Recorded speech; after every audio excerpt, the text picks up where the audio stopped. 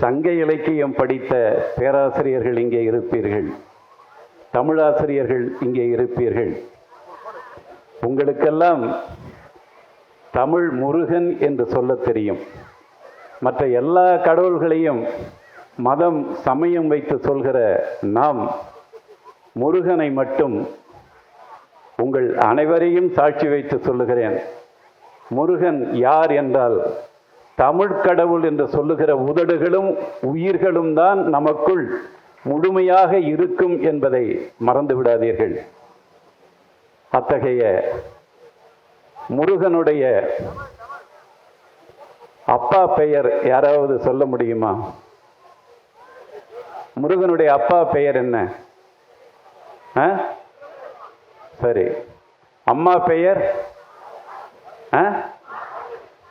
நீங்கள் தமிழர்களாக இருக்கிறீர்கள், ஆனால் உங்கள் தமிழ் கடவுள் அம்மா பெயர் அப்பா பெயர் தெரியாத தமிழர்களாக நாம் இருக்கிறோம். அதனால்தான் நம் காதுகளில் யார் யாரோ வந்து பூசுற்ற அதை இங்கே புறநானூறு வாங்குகிறோம், அகநானூறு வாங்குகிறோம், நற்றிணை வாங்குகிறோம், குறுந்தொகை வாங்குகிறோம். சங்க இலக்கியம் நம்முடைய தமிழ் வரலாற்றின் பட்டாபத்திரம் போன்றது. அதிலிருந்துதான் நான் யார் தெரியுமா, தமிழன் என்று சொல்ல வேண்டும். என் முருகன் யார் தெரியுமா? யார் இங்கே எது மேலே ஏறி வந்தாரு?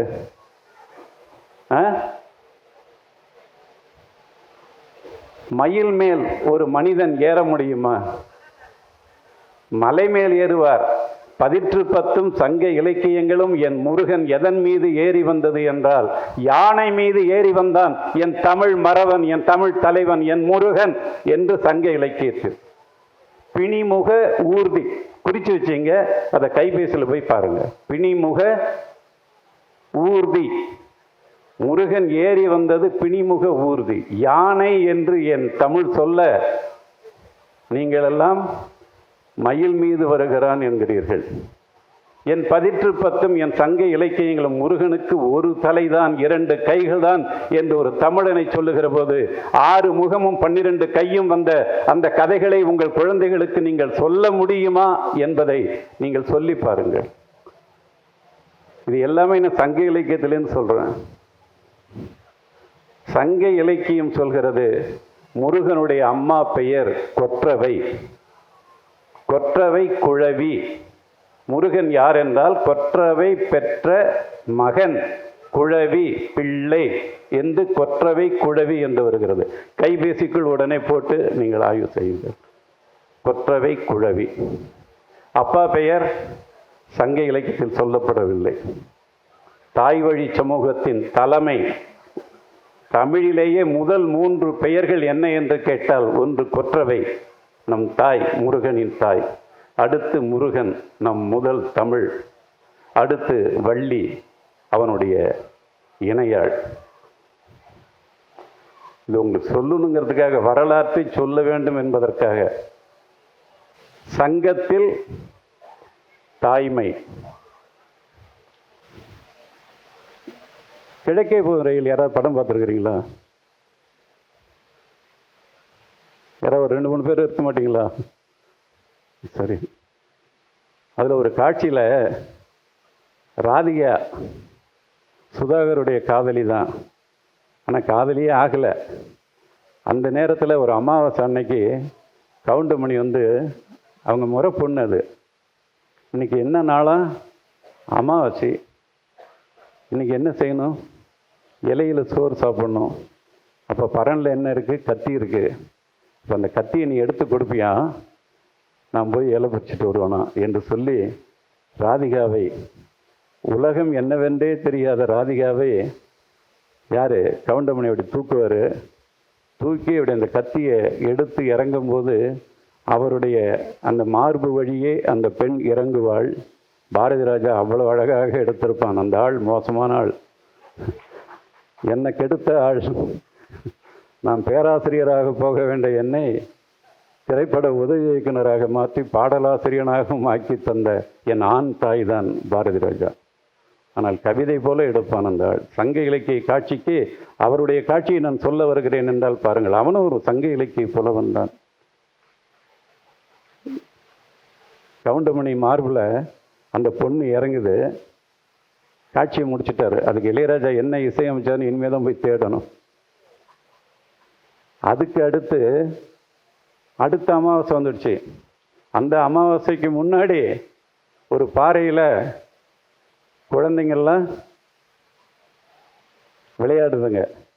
சுதாகர் கவிதை எழுதிட்டு இருக்காரு. ஒரு மாடு மூத்திரம் விட்டுடுது. அந்த மூத்திரம் வந்து என்ன பண்ணுது, இவர் எழுதிட்டு இருக்கிற கவிதையை வந்து தண்ணியாக போய் அழிச்சிடுது. அப்போ என் கவிதையெல்லாம் இந்த மாடு அழிச்சிடுச்சு அப்படின்னு சொல்லும்போது ராதிகா சொல்லுவாங்க, அப்படி அழிகிற மாதிரி எழுதுகிற அப்படின்னு ஒரு உரையாடல் கவிதையாக வரும்.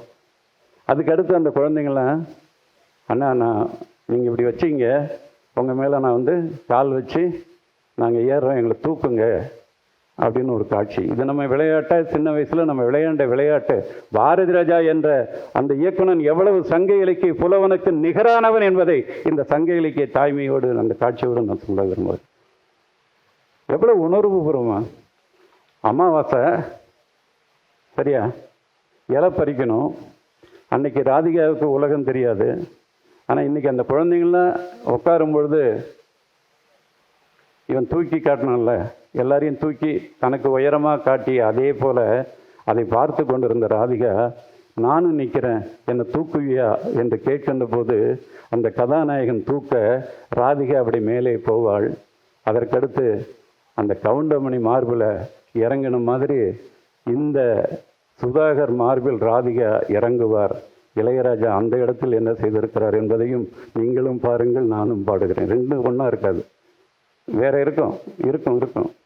அந்த மொட்டை அதை விட பெரிய மொட்டை. இந்த தமிழர்கள் எல்லாம் 10 மணிக்கு மேலே தூங்க வைக்கிற மொட்டை அந்த ஒரு மொட்டை தான். சரியா? இப்போ மறுபடியும் அமாவாசை வருது. இன்னைக்கு இன்னைக்கு அமாவாசை. இன்னைக்கு என்ன வேணும்? இலை வேணும். அப்போ கத்தி வேணும் இல்லையா?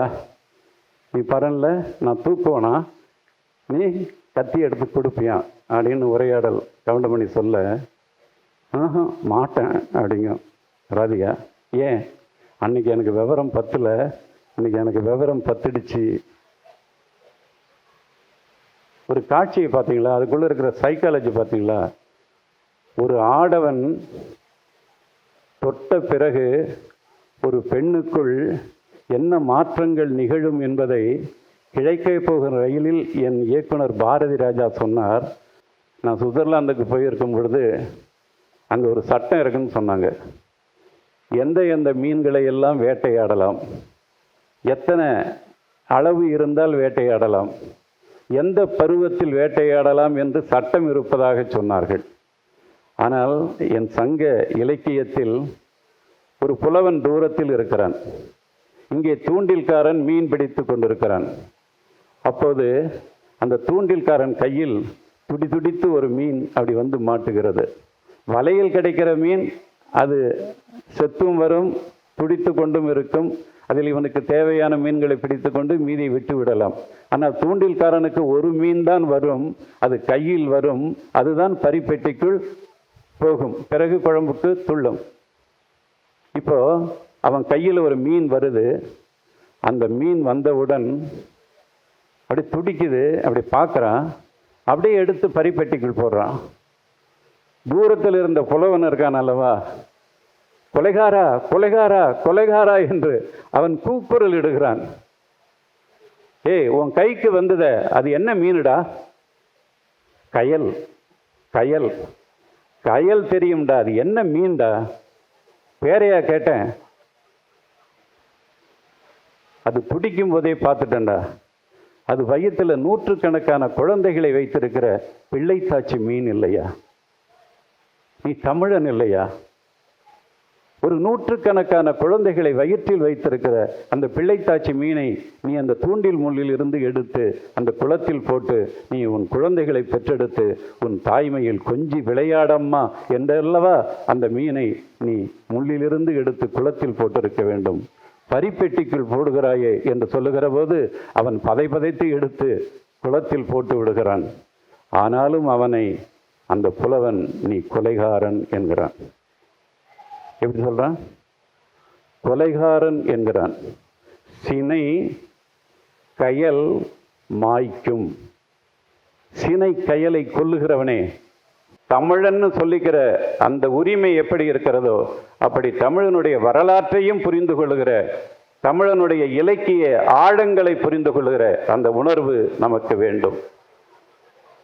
கணவனும் மனைவியுமாக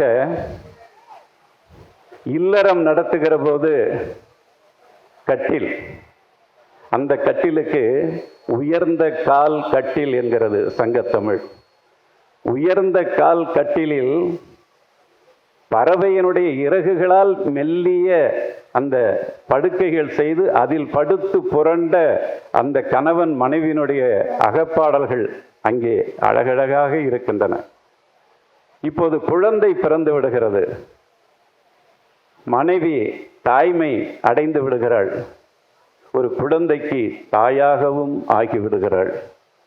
என் தாய்மை தமிழில் சொல்லுகிறான் ஐயா, கணவனும் மனைவியுமாக உருண்டு புரள்கிற கட்டில், உயர்ந்த கால் கட்டில், நடுவிலே குழந்தையை போட்டு இந்த பக்கம் அப்பாவும் இந்த பக்கம் அம்மாவும் படுக்கின்ற போது அந்த கட்டிலுக்கு என் குறுந்தொகை புலவன் சொல்லுகிறான், குறுங்கால் கட்டில். என்ன ஒரு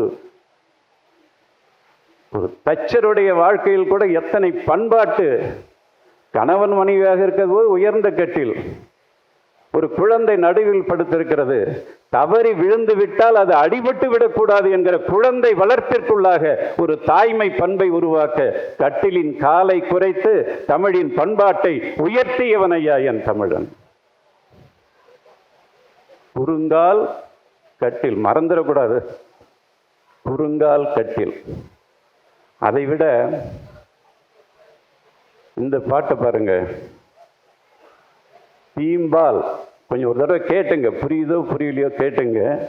நான் கொஞ்சம் மெதுவாக தான் பேசுவேன், அடித்தொண்டையில் இருந்தோ அடி வயிற்றில் இருந்தோ இல்லை. என் தமிழ் இப்படி பேச்சு வழக்கில் நம்ம எளிமையாக பேசி அதை உங்களுக்குள்ளே பதிய வைக்கிற அந்த தமிழ் தான் எனக்கு சிறந்த தமிழாக படுகிறது. தீம்பால் பொற்களத்து ஒரு கை ஏந்தி, தேன் கலந்த பாலை ஒரு அம்மா இந்த கையில் எடுத்துக்கிட்டு ஒரு கையில் என்ன வச்சிருக்கிறாங்க, புடைப்பில் சுற்றும் பூந்தலை சிறுகோல். சிறுகோல்னா பிரம்பு, சிறுகோல்.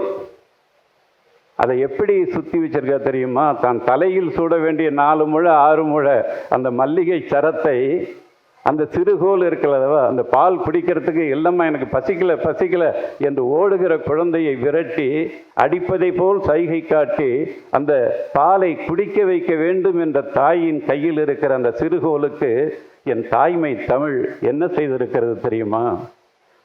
தான் அம்மா தலையில் சூடி இருக்க வேண்டிய அந்த 4 முழ 6 முழ பூச்சரத்தை அந்த சிறுகோலில் சுற்றிவிட்டு விரட்டுகிறாளாம் ஐயா. புடைப்பில் சுற்றும் பூந்தலை சிறுகோல். அதாவது தவறி அந்த குழந்தையின் மீது பட்டுவிட்டால் கூட தன் குழந்தைக்கு வலிக்க கூடாது என்று குழந்தை வளர்ப்பிற்குள்ளாக ஒரு பண்பின் இலக்கணத்தை ஊட்டிய தாய்கள் நம் 3000 ஆண்டு காலத்துக்கு முந்தைய தாய்கள்.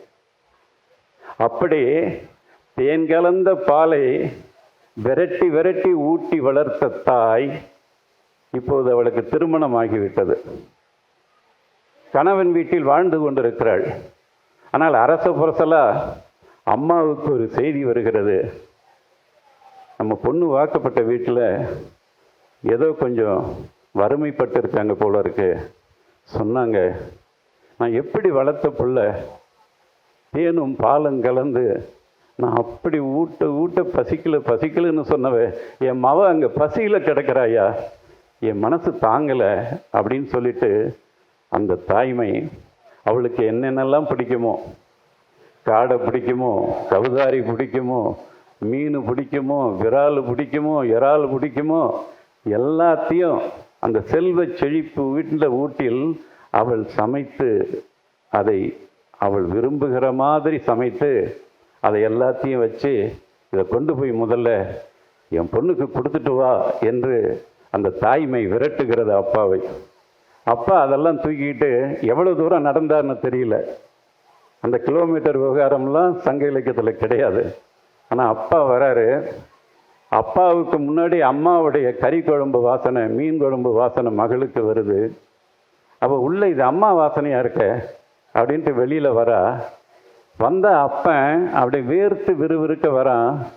அதெல்லாம் திண்ணையில் வச்சுட்டு தான் துண்டால் தன்னுடைய வேர்வையை துடைக்க இப்படி போகிறான். அதுக்குள்ளே வெளியில் வந்த அப்பா அப்படின்னு சொல்லிட்டு அவனுடைய துண்டு நெற்றிக்கு போவதற்குள்ளாக மகளின் முந்தானை போய் அந்த அப்பாவுடைய நெற்றியை அழுந்த தொடச்சி, அப்பா வாப்பா வாப்பா என்று அப்படியே கண்ணீர் மல்க அப்பாவை வரவேற்கிறாள். வாசனை அவளுக்கு தெரிந்து விட்டது, காரணமும் அவளுக்கு தெரிந்து விட்டது. என்னப்பா இதெல்லாம், என்னப்பா இதெல்லாம்? என்னை அப்படி செல்வமாக சீராட்டி வளர்த்த நீங்கள் இப்போ என்ன எடுத்துகிட்டு வந்திருக்கிறீங்க? அம்மா தானே, அவள் தானே சொன்னா, அப்பா உங்கள் வீட்டில் பிறந்து வளர்ந்த வரலைக்கும் நீங்கள் எப்படி என்னை வளர்க்கணுமோ அப்படி வளர்த்தீங்க, நானும் அப்படி வளர்ந்தேன்ப்பா. ஆனால் இப்போ நான் வாழ்ந்துக்கிட்டு இருக்கிற வீட்டில் நான் இப்போ கொஞ்சம் கஷ்டத்தில் இருக்கிறோம் அப்படிங்கிறதுக்காக தானே அம்மா இதெல்லாம் செஞ்சு கொடுத்து அனுப்பியிருக்கிறா. நான் உங்கள் வீட்டில் இருந்த வரலைக்கும் உங்கள் வீட்டு பிள்ளைப்பா. நான் இப்போ இந்த வீட்டில் வாழ வந்த பிறகு நான் இந்த வீட்டு பிள்ளைப்பா. இந்த வீட்டில் அவங்க என்ன கொடுக்குறாங்களோ, எல்லோரும் என்ன சாப்பிட்றோமோ அதைத்தான்ப்பா நானும் சாப்பிடணும். அதை விட்டுட்டு நீங்கள் இன்றைக்கி கொண்டு வந்து கொடுக்குறத இதை நான் அவங்களையும் வச்சு சாப்பிட்டுட்டா நாளைக்குப்பா இல்லைப்பா, இல்லை, இது எல்லாத்தையும் அப்படியே எடுத்துக்கிட்டு போய் அம்மா கிட்ட கொடுப்பா என்று அனுப்பி வைத்த அந்த தாய்மையும் பண்பும் வளர்ந்த ஒரு தமிழ் செழித்த அடையாளம் என் சங்க இலக்கியத்தின் அடையாளம் என்பதை உணர்ந்து கொள்ளுங்கள். அதை அவன் சொல்கிறான் பாரு, புரியும்படி சொல்கிறான். நான் கேட்க அந்த இதில் அறிவும் ஒழுக்கமும் யாண்டு உணர்ந்தனர்கள். இந்த அறிவையும் ஒழுக்கத்தையும் அவ எங்கே கற்றுக்கிட்டா இந்த நாளைக்குள்ள அப்படின்னு சொல்லிட்டு சொல்கிறான். கொண்ட கொழுநன் குடிவரன் உற்றன. தன்னை கட்டிக்கிட்டு வந்த கணவன் வறுமை உற்றவன் என அம்மா கொண்டு வந்த சோற்றை, அப்பா எடுத்து வந்த சோற்றை கொடுத்த தந்தை யார்? அம்மா அனுப்புனாங்க, தந்தை கொடுத்தான். கொழிஞ்சோறு உண்ணாள். அந்த சிறப்பான உணவை அந்த மகள் உண்ணாள். தூக்கிட்டு போன்னு திருப்பி அனுப்பிச்சிட்டான். சங்க இலக்கியம் படிக்க வேண்டாமா நீங்கள்? என்ன என்ன பண்பாட்டை, அந்த பூ சுற்றிய கோல் அது அம்மா வளர்த்த பண்பாடு. ஆனால் அம்மா சமைத்த உணவை வாசனையிலேயே உணர்ந்தும் கூட, பாசத்தில் உணர்ந்தும் கூட, தன் பண்பாட்டில் அதை மறுதளித்து அனுப்பிய அந்த பெண் என் தமிழ் பெண், பண்பாட்டை வளர்க்கின்ற அந்த பெண். அப்படித்தான் இது மனித உறவுகளில் மட்டுமல்ல என் சங்க இலக்கியம். குரங்குகள்லாம் அப்படியே மரங்களில் விளையாடிட்டு இருக்காங்க கூட்டமாக. அவங்க இனக்குழுவாக தான் விளையாடிட்டு இருப்பாங்க. அப்படி தான் அந்த மரத்தில் அந்த குரங்குகள் எல்லாம் பேரிரைச்சல் செய்து கொண்டு இருந்த நேரத்தில் ஒரு தாய் குரங்கு தன்னுடைய குழந்தையை அப்படியே வயிற்ற பிடிச்சிக்க என்று சொல்லி அப்படி கெட்டியமாக பிடிச்சிக்க சொல்லுது. பிடிச்சிக்கிட்ட உடனே அந்த பேரிரைச்சல் செய்து கொண்டு இருந்த உறவுகளை எல்லாம் அவ்வளோதான் சொல்லிச்சு. எல்லா கூட்டமும் அப்படி அமைதியாயிடுச்சு. எதுக்கு அப்படின்னு பார்க்குறாங்க. ஒரு விழுதை பிடிச்சிக்கிட்டு தன் குட்டியோடு அந்த தாய் குரங்கு அப்படி இறங்குது, சரிக்கு இறங்குது விழுதில். பார்த்தா அங்கே ஒரு காட்டு பசு அப்படியே படுத்து தூங்கிக்கிட்டு இருக்கு. அது மடியில் அப்படியே மடி கணக்க அந்த காம்புகளில் பால் கசிந்து கொண்டிருப்பதை அந்த தாய் குரங்கு பார்க்கிறது. அது தன் இனம் சார்ந்த விலங்கல்ல, அது காட்டு பசு, இவர் குரங்கு. ஆனால் தன் குழந்தைக்கு தான் கொடுத்த பால் போதாது என்று சொல்லி அந்த காட்டு பசுவின் பக்கத்தில் கொண்டு போய் யார தன் குழந்தையை அப்படியே அமர வைத்து இப்படி கையை வச்சுக்க சொல்லுது. இப்படி கையை வச்சுக்கிட்டு அப்படியே பீச்சுறான். யாரு? அம்மா குரங்கு அப்படியே பீச்சு குழந்தையினுடைய கையில் அப்படியே நிறைச்சி கொடுத்து குடி குடி குடி என்று ஊட்டுகிற தாய் என் சங்க இலக்கியத்தில் பசுவிடமிருந்து பால் கறந்து மனிதர்கள் முன்னால் குடித்தீர்களா, குரங்கு குடித்ததா என்றால் என் சங்க இலக்கியம் குரங்குதானையா உங்களுக்கு பால் குடிக்க கற்றுக் கொடுத்தது என்ற ஒரு காட்சி என் சங்க இலக்கிய காட்சி. இந்த இடத்தில் இன்னொன்று சொல்லிக் கொள்கிறேன். வேளாண்மை வாழ்க்கையை, உழவு வாழ்க்கையை யார் கற்றுக் கொடுத்தது என்றால், யார் கற்றுக் கொடுத்தது? பெண்கள் கற்றுக் கொடுத்தார்கள். வேட்டைக்கால சமூக வாழ்வில் பெண்கள் கற்றுக் கொடுத்தார்கள் என்று மானுடவியல் சொல்கிறது, என் சங்க இலக்கியம் சொல்கிறது. அந்த பெண்களுக்கும் கற்றுக் கொடுத்தது முதல் ஆசிரியர் நமக்கு யார் தெரியுமா? பன்றிகள். அந்த பன்றிகள் தங்களுடைய இரண்டு அந்த தந்தங்களாலும் தன்னுடைய கெட்டித்த அந்த மூக்காலும் அந்த கெட்டித்த மண்ணை அப்படியே கோரை தேடி உழுதான். கேழல் உழுத, கேழல் என்றால் பன்றி சங்க இலக்கியத்தில், உழுத அப்படியே பிளந்த என்று கூட சொல்லவில்லை, உழுத என்கிறான். அப்படி அந்த பன்றி தன் முகத்தை வைத்து அப்படியே உழுது அது பொடி மண்ணாக புழுதி மண்ணாக மாற, மழை பொழிய, அதற்குள் விதை விழ, அந்த புழுதியில் மூடிய அந்த விதை முளைத்ததை பார்த்தாள் என் பெண். வேளாண்மையை, உழுகிற அந்த கலையை கண்டெடுத்தார்கள் என்று சங்க இலக்கியம் சொல்கிறது. கேழல் உழுத.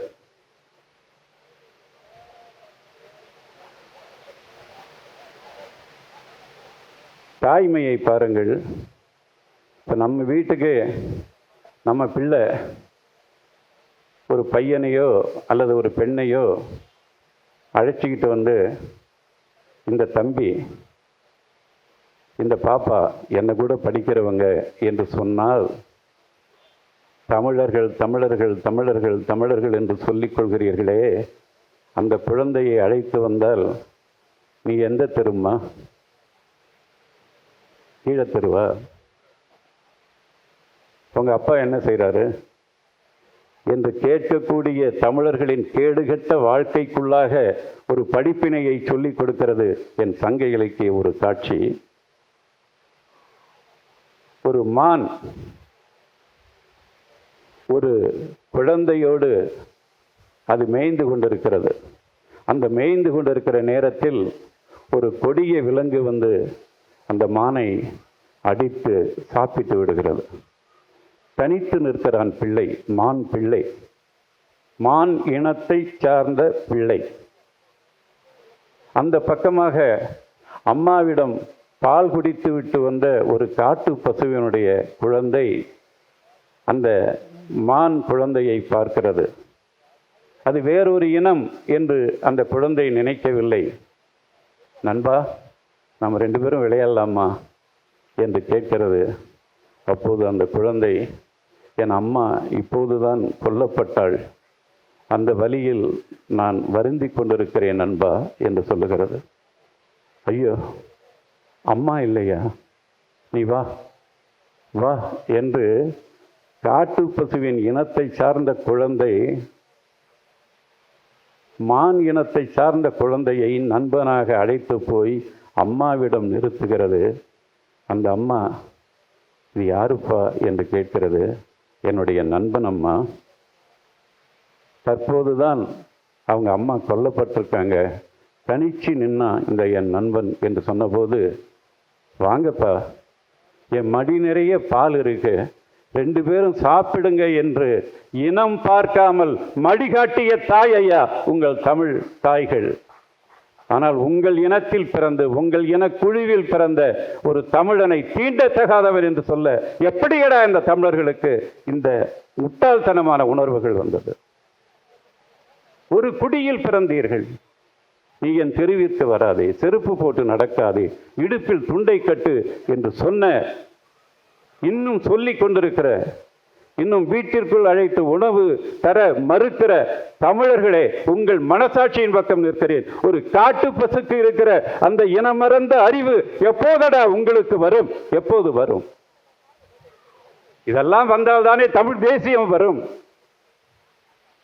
தமிழ் தேசியம் வந்து விடுமா? மேல் பூச்சல் வந்து விடுமா? இதற்காகத்தானே உழைத்தான் தந்தை பெரியார். இதற்காகத்தானே உழைத்தான் ஆனால் அம்பேத்கர், மார்க்ஸ், ஏங்கல்ஸ், லெனின்.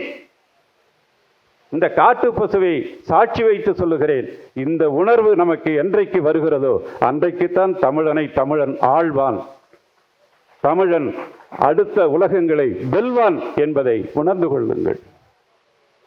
கொஞ்சம் கோபமா பேசுற மாதிரி இருக்கும், அப்படிலாம் இல்லை, நான் ரொம்ப மென்மையான ஆள் தான். சங்க இலக்கியத்தில் அகத்துறை பாடல்கள் இருக்கின்றன.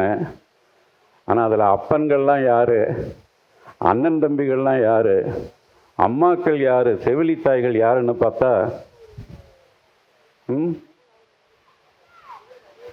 அப்பன்கள் எல்லாம் வில்லன்கள் தான், எதிர்கதாபாத்திரங்கள் தான். எந்த அகத்துறை பாடலை பார்த்தாலும் அப்பன்கள் காதலை ஒத்துக்கிட்டதா ஒரு பாடல்ல கூட இல்லை. அண்ணன் தம்பிகள் ஒத்துக்கிட்டதா இல்லை. அன்னைக்கே திருந்தாதவங்க இன்னைக்கு திருந்துட போறாங்க.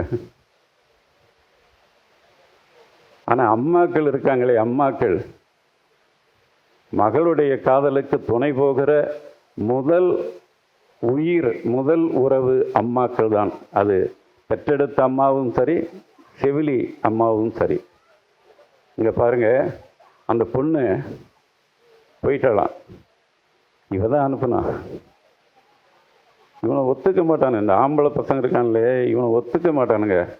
நீ இப்போ அவன் நல்ல பையன், அவனை கூட போய் நீ வாழ்ந்துக்க என்று அனுப்பிவிட்ட தாய் இருளிடை மிதிப்புழி நோக்கி அந்த இரவுல, ஏன்னா அவ சாதாரண மண்ணில் கால் வச்சு நடந்தவ, இப்போ சரளை கற்கள் அந்த சிறுசு பொண்ணு பையனோட உங்க தமிழ்ல ஓடிட்டாங்க. ஆனா எங்க தமிழ்ல உடன்போக்கு போயிட்டு இருக்காங்க. அண்ணாமலை பல்கலைக்கழகத்தில் தமிழ்துறை தலைவராக இருக்கிற என் உடன்பிறந்தான் பாரி சொன்னான், பெற்றோர்கள் உடன்பட்டால் பார்க்கலாம், இல்லை உடன்போக்கில் பார்க்கலாம் என்றான். அப்படி அம்மா விருப்பத்தோடு மகள் போய்கொண்டிருக்கிறாள். அப்போது அம்மாவுடைய மனசு என்ன நினைக்குதான், நம்ம மகள் போகிறதுக்கு முன்னாடி போய் தளர் அடி தாங்கியே சென்றது இன்று. அந்த மகளுடைய அந்த பாதத்தை தன்னுடைய கைகளால் தாங்கி அவளை மென்மையாக்கி அந்த இன்பத்தை கொடுக்க வேண்டும் என்று ஒரு தாயின் மனசு, ஒரு தாயின் இதயம் தன் மகளின் காதலுக்கு செருப்பாக மாறுவதற்கு விரும்பி இருக்கிறது என்றால் பெண்கள் தானே ஐயா இந்த உலகத்தை வாழ வைத்து கொண்டிருக்கிறார்கள். அன்றைக்கு மட்டுமா, இன்றைக்கும் ஆண்கள் எல்லாம் 6 மணி தமிழர்களாக மாறிவிடுகிறார்கள். ஆனால் அனைத்து பெண்களும் தானே இந்த தமிழ்நாட்டை, பண்பாட்டை வாழ வைத்து கொண்டிருக்கிறார்கள். ஒரு காதலித்த தாயின் மனசு அந்த காதலனோடு போய்கொண்டிருக்கிற தன் மகளின் காலை தாங்குகிற பாதமாக தன் இதயம் மாற வேண்டும் என்ற அழகை இருளிடை மிதிப்புழி நோக்கி அவர் தளர் அடி தாங்கிய சென்றது இன்றே, அவர் தளர் அடி தாங்கிட சென்றது இன்றே என்று சொல்லுகிற அழகு என் தாய்மையின் அழகு. இன்னொரு தமிழ்ல இல்லற பெண்கள், அது மனைவி, மனை கிழவோய் என்றெல்லாம் சொல்றாங்க. இன்னொரு வார்த்தை இருக்கிறது தெரியுமா, பரத்தை, பரத்தையர் என்று சொல் இருக்கிறது தெரியுமா? அது எதனால் ஏற்பட்டது தெரியுமா? அந்த வரலாற்றை புரிந்து கொண்டால்தான் இந்த வலியை நீங்கள் புரிந்து கொள்ள முடியும். சேர, சோழ, பாண்டியர், குறுநில மன்னர்கள் ஆண்ட காலங்களில் என் தமிழ்நாட்டில் எம் பெண்கள் எப்படி பிரிக்க வைக்கப்பட்டிருந்தாங்க? எப்படி? இல்லற பெண்கள், இல்லற கிழத்திகள், மனை கிழவோள் என்றெல்லாம் ஒரு ஆணுக்கு துணையாக வாழ்ந்த பெண்கள் இருந்திருக்கிறார்கள். ஆண்கள் துணையற்ற பரத்தையர்களும் இருந்திருக்கிறார்கள் என்று என் சங்க இலக்கியங்கள் சொல்கிறது. சரியா? இது ஏன் வந்தது என்று சிந்திக்கிற போதுதான் இந்த மன்னர்கள் தன் நாட்டை, தன் கட்டுப்பாட்டில் தன் அறநெறியில் வாழ்ந்து கொண்டு ஆண்டு கொண்டு இருந்திருந்தால் அந்த பரத்தையர்கள் என்ற இனமே தோன்றி இருக்க வாய்ப்பில்லை. இவன் தன்னுடைய நாடு போதாது என்று அடுத்தவன் நாட்டை ஆக்கிரமிக்க போகிற போது அவனுக்கு தேவைப்பட்ட போர்க்கருவிகள் தமிழ்நாட்டில் பிறந்த ஆண்கள் தான் அன்றைக்கு போர்க்கருவிகள். அதன் பிறகு அவர்களுடைய கைகளில் வேல் கொடுக்கப்பட்டது, வாள் கொடுக்கப்பட்டது, வில் அம்பு கொடுக்கப்பட்டது. இப்படி ஆண்களை எல்லாம் அழைத்து போய் இந்த மன்னர்கள் போர் போர் போர் என்று நிகழ்த்துவதால் 10,000 ஆண்கள் 10,000 பெண்கள் என்ற சமநிலையில் வாழ வேண்டிய நம் சமூகத்தில் போர் சமூகமாக அடுத்த நாட்டை ஆக்கிரமிக்க நினைக்கின்ற அந்த சமூக போர் சமூக வாழ்வில் 10,000 ஆண்களில் 5,000 ஆண்கள் இல்லாத சூழல். அந்த மன்னனுக்கோ இந்த மன்னனுக்கோ போரிட்டு இறந்து ஆண்களுடைய எண்ணிக்கை விழுக்காடு குறைந்து போகிறது. அப்போது பெண்களுடைய எண்ணிக்கை 10,000 இருக்கிற போது 5,000 ஆண்கள் போர்களில் மிச்சப்பட்டவர்களாக இருக்கும்போது அந்த 5,000 ஆண்கள் தான் 5,000 பெண்களுக்கு ஒருவனுக்கு ஒருத்தி என்ற வாழ்க்கையை தர முடியும். மீதி 5,000 பெண்கள் என்ன ஆனார்கள்? இந்த சேர சோழ பாண்டிய குறுநில மன்னர்களால் பரத்தையர்கள் ஆனார்கள். புரியுதா உங்களுக்கு? கணக்கு புரியுதா? வாழ பிறந்த பெண்களை வாழ விடாமல் செய்தது போர் சமூகம் என்பதை உணர்ந்து கொள்ளுங்கள். இன்றைக்கும் எவனவன் நாட்டையோ நகரத்தையோ கொன்று குவித்து நகரங்களை அழித்து பாழாக்குகிறார்களே, என்ன வேண்டும் உலகிற்கு? உலக அமைதி வேண்டும். அதைத்தான் நான் புறநானூற்றில் ஆய்வு செய்து உலக அமைதிக்கான நூல் புறநானூறு என்று எழுதியிருக்கிறேன். இராணுவமே வேண்டாம் என்று சிந்தித்த இனமடா நம் தமிழ் இனம். திருவில் அல்லது கொலைவில் அறியார். திருவில் என்றால் வானவில். என் இன மக்களுக்கு, என் தமிழர்களுக்கு திருவில் வானவில் தெரியுமே தவிர கொலைவில்லை தெரியாது. என் மக்களுக்கு நாஞ்சில் அல்லது படையும் அறியார். என் மக்களுக்கு நாஞ்சில் என்றால் ஏற்கலப்பை, போர் இல்லை, ஏற்கலப்பை தான் என் மக்களுக்கு தெரியுமே தவிர போர்க்கருவிகளை என் மக்களுக்கு தெரியாது என்று சொன்ன தமிழ் என் தாய் தமிழ். திருவில் அல்லது கொலைவில் அறியார், நாஞ்சில் அல்லது படையும் அறியார். அதில் இந்த பரத்தையர்கள் ஆனார்கள் அல்லவா? அந்த சோகத்தை ஒரு ஆண் வழியாக சொல்லவில்லை, ஒரு பெண் வழியாக ஒரு புலவன் சொல்லுகிறான். இந்த காட்சியை, இந்த தமிழை எத்தனை நூற்றாண்டுகள் வேண்டுமானாலும் கொண்டாடலாம், அனைத்து மொழிகளிலும் மொழிபெயர்க்கலாம். கணவன் மனைவி இல்லறம் நடத்துகிற போது நடக்கிற வயசில் ஒரு குழந்தை அந்த மனைவிக்கு இருக்கிறது. அந்த கணவனை இப்போது தன் கையில் வைத்திருக்கிற அந்த பரத்தை இருக்கிறாள் அல்லவா, அந்த பெண், அவள் தன் காதலன் இருக்கிற தெருவில் வரவேண்டிய ஒரு சூழலில் வருகிறாள். வருகிற போது யாருமே இல்லை தெருவில். தன் கணவனைப் போலவே உரித்து வைத்த மாதிரி பிறந்திருக்கிற அந்த குழந்தையை பார்க்கிறாள். பெற்றெடுத்த தாய் பார்க்கவில்லை, அவன் அப்பனை கையில் வைத்திருக்கிற அந்த பரத்தை பார்க்கிறாள். அப்படியே தாயாகாத அவளுடைய மார்பிலும் பால் சுரக்கின்ற அந்த உணர்வோடு அவள் மெல்ல வந்து அப்படியே அந்த குழந்தையை தூக்குகிறாள். தூக்கி என் உயிரே என்று அதை இறுக அணைக்கிறாள். தன் காதலனை அணைக்கின்ற அந்த உணர்வும் அதில் இருக்கலாம்.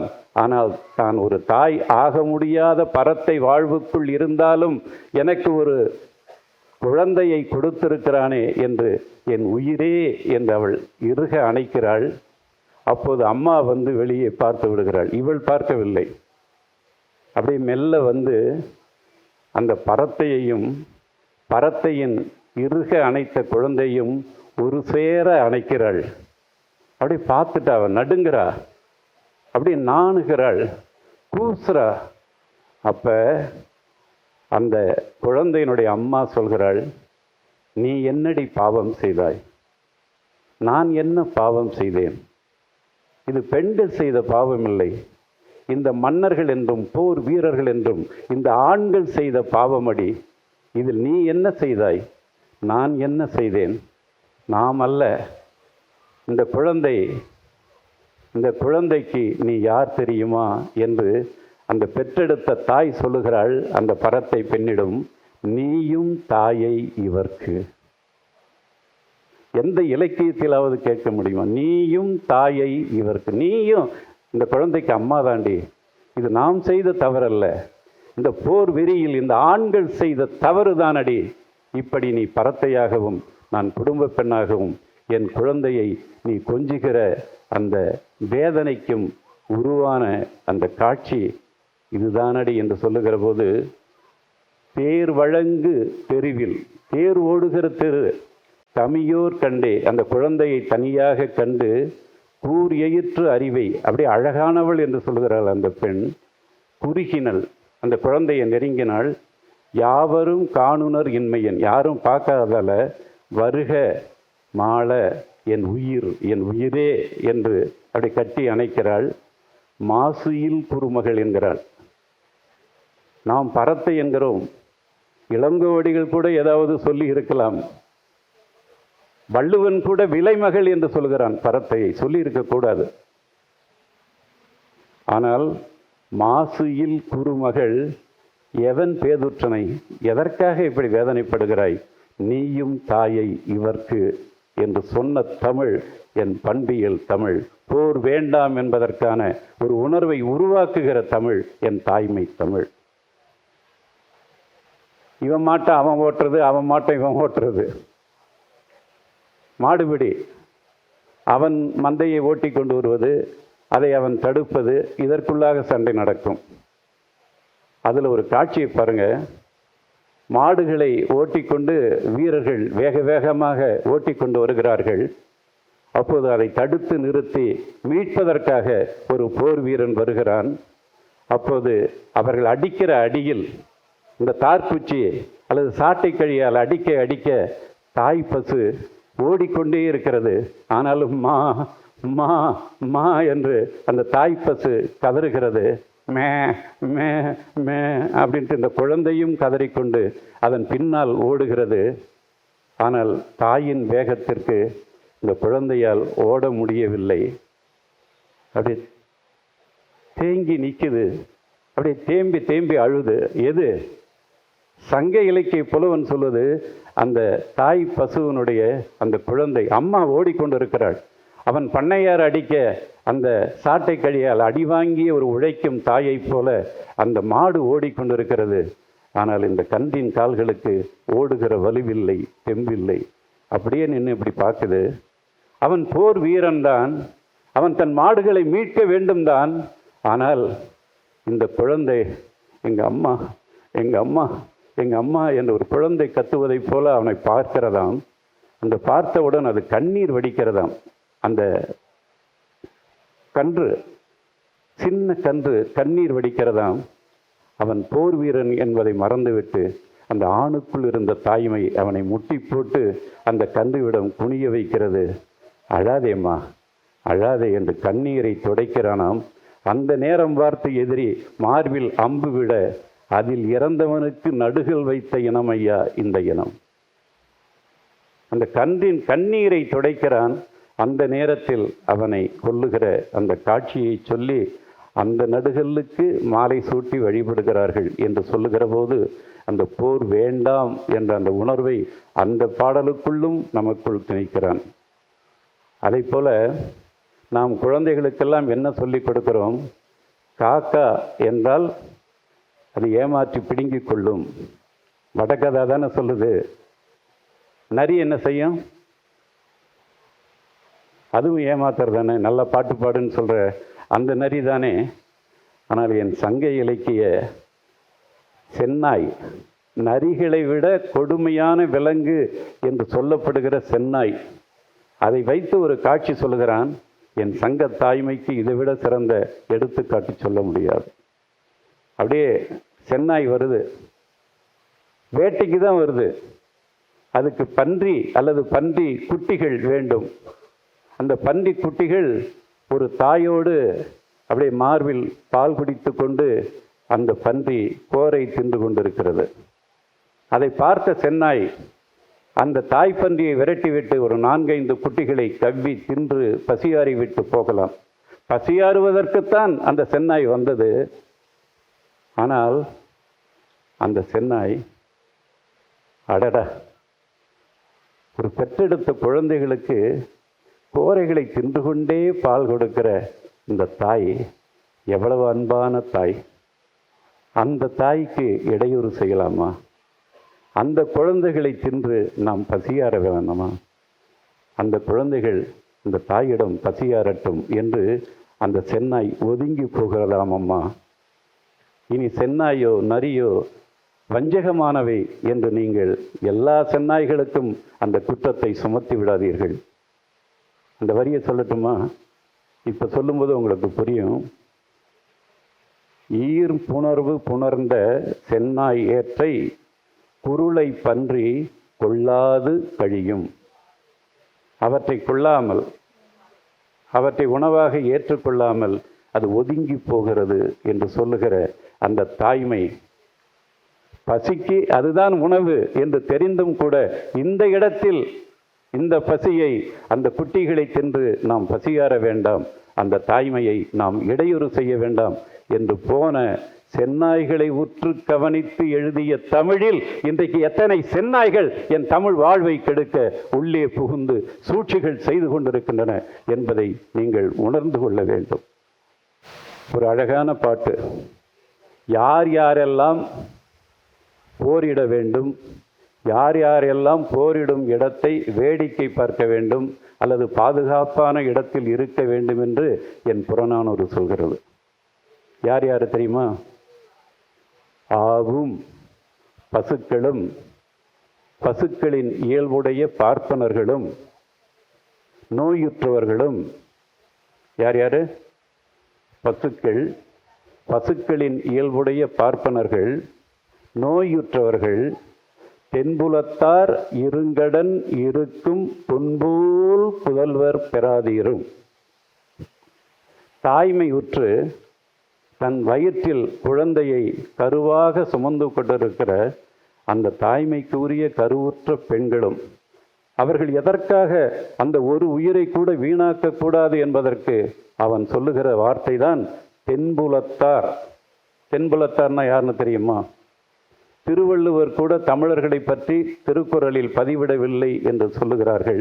நான் சொல்லுகிறேன், அவன் தென்புலத்தார் என்று என் தமிழர்களை பதிவு செய்திருக்கிறான் என்பதை இங்கே நான் பதிவு செய்கிறேன். அந்த தென்புலத்தார் வேறு யாரும் அல்ல, குமரிக்கு தெற்கே கடல் கொண்ட அந்த பெருந்தொகை தமிழர்கள் தான் தென்புலத்தார்.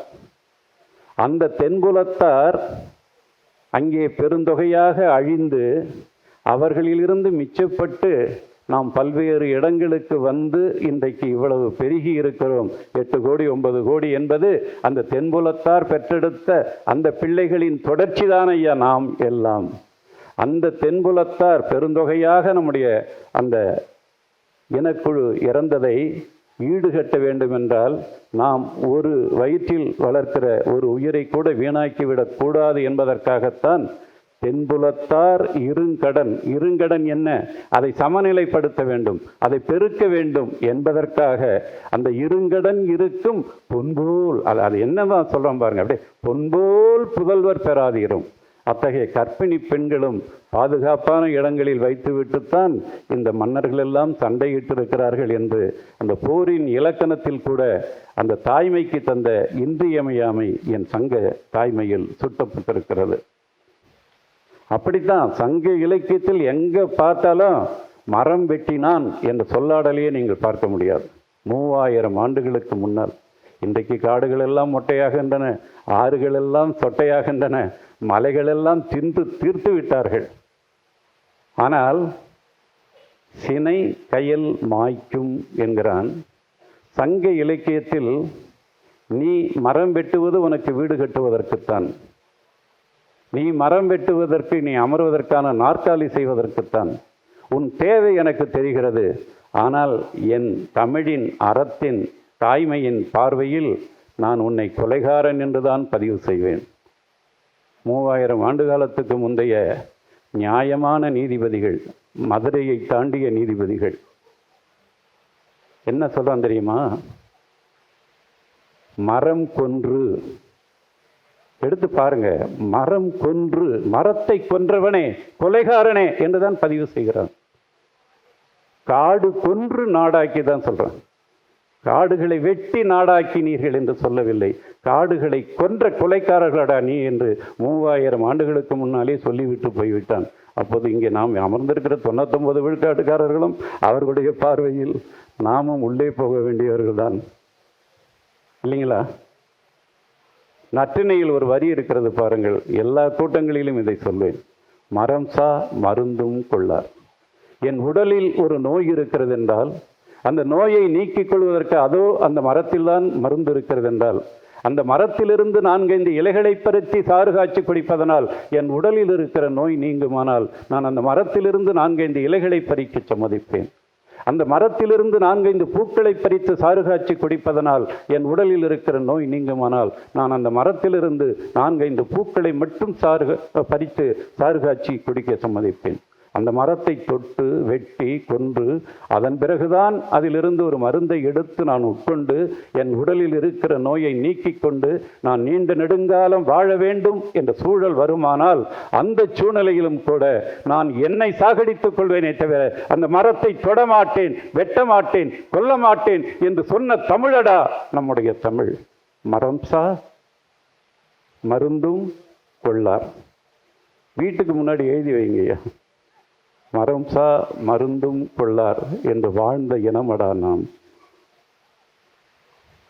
ஒரு இடி இடிச்சா கூட நடு ராத்திரியில் வீட்டில் அம்மா கூட படுத்திருக்கிற அந்த பொண்ணு அம்மா அப்படின்னு சொல்லி அப்படியே கட்டி பிடிச்சிக்குமா அம்மாவை. அப்படி இறுக்கமாக கட்டி பிடிச்சி தூங்கினவளாம் யாரு? மக. ஆனால் இப்போ ஒரு ஆடவன் திணைப்புணத்தில் அவளை தொட்டு விடுகிறான். புரியுதுங்களா அந்த காட்சி? இப்போ அவன் சொல்கிறான், பெயர்த்தனன் முயங்க யான். அப்படியே நான் ஒரு கழிச்சு என் மக மேலே கையை போட போனேன். அவள் என்ன சொன்னா தெரியுமா? வியர்த்தனன் என்றால். அம்மா விடுமா, வியர்க்குது அப்படின்னா. அன்னைக்கு சுதாகற்ற அந்த மார்புல இறங்கின பிறகு அந்த பெற்ற அந்த விவரம் திணைப்புணத்தில் காவல் காத்தவன் தன்னுடைய மார்பில் உணர்ந்த அந்த உணர்வால் சங்க இலக்கியம் சொல்கிறது, பெயர்த்தனன் முயங்கையான் வியர்த்தனன் என்றனது. என் பொண்ணுக்கு யாரோ ஒருவனு கூட காதல் வந்துடுச்சு என்று அம்மா விடுமா வியர்க்குது என்று சொன்ன பொழுதே உணர்ந்த தாய்கள் என்னுடைய தமிழ் தாய்கள். அதற்காக அவன் விரும்பிய ஆண்களோடு போய் நன்றாக வாழ் என்று சொன்னவர்களும் எங்கள் தாய்கள். எனவே சங்க இலக்கியத்தில் ஒரே ஒரு காட்சியை மட்டும் சொல்லுகிறேன். நீங்களெல்லாம் மகப்பேறு மருத்துவமனை என்று சொல்லுகிறீர்கள். ஆனால் என் சங்க இலக்கியத்தில் 3 எழுத்துக்களில் ஒரு பெயர் வந்திருக்கிறது. அது ஒரு கணவன் சிட்டுக்குருவி, ஒரு மனைவி சிட்டுக்குருவி. இது இப்போது கைபேசிக்குள்ளாக அதிகமாக நான் பேசிய ஒரு பேச்சு போய்கொண்டிருக்கிறது. அதே காட்சிதான். இன்னும் 2-3 நாட்களில் தன் மனைவி முட்டையிடப் போகிறாள் என்று தெரிகிறது. உடனே கரும்பு வயலுக்கு போய் அந்த கரும்பு பூக்களில் வெள்ளை கோதுகளை கோதிக்கொண்டு வந்து ஒரு கட்டாம்பாறையில் சிறு பள்ளத்தில் அந்த கோதுகளை வட்டம் வட்டமாக அடுக்கி மெத்து மெத்தென்று ஒரு இடத்தை உருவாக்கி அதற்குள்ளாக என் அன்பான மனைவியே, நீ இந்த இடத்தில் அமர்ந்து முட்டைகள் இட்டு நம் முட்டைகள் மீது நீ உன் இளம் வயிற்று அடிச்சூட்டின் வெப்பத்தால் அடைகாத்து நம் குழந்தைகளை பெற்று கொடு என்று சொல்லுகிற, நாம் இல்லம் என்று சொல்லலாம், மனிதனுக்கு இல்லம், ஆனால் அது கூடு என்று சொல்லுவோம், அல்லது ஒரு கட்டாந்தரையில் சிறு பள்ளம் என்று சொல்லுவோம். ஆனால் என் சங்க இலக்கியத்தின் அந்த கணவன் சிட்டுக்குருவி அமைத்த அந்த இடத்திற்கு மகப்பேறு மருத்துவமனை என்று நாம் தமிழில் சொல்லுகிற சொல்லுக்கு ஈனில், ஈனுகின்ற இல்லம் என்று சொல்லி இருக்கிறான் ஐயா. ஈனுகின்ற இல்லம் என்று சொல்லி இருக்கிற அந்த அழகு. எனவே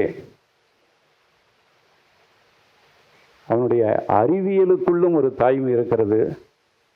ஒரு மயில் முட்டை ஒரு பாறையின் பக்கத்தில் கிடக்கிறது. அந்த முட்டைக்கு நேரே ஒரு மரம் நிழல் தந்து கொண்டிருக்கிறது. நிழலில் முட்டைகள் அதிக நாட்கள் இருந்தால் சூம்பி போகும்.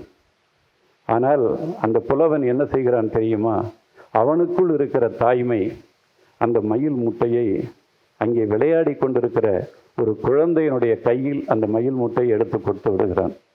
தாய் மயில் இல்லை, வேட்டையாடப்பட்டதா விரட்டப்பட்டதா தெரியவில்லை. ஆனால் அந்த முட்டையை, மயில் முட்டையை அந்த புலவன் ஒரு குழந்தை குரங்கின் கையில் கொடுத்து அது என்ன செய்கிறது என்று சொல்கிறான் தெரியுமா? அந்த பாறையின் மீது உருட்டி கொண்டு இருக்கிறது என்று எழுதுகிறான். ஐயோ உடைஞ்சிடுமே என்று நீங்கள் நினைக்கிற மாதிரி தான் நானும் நினைத்தேன்.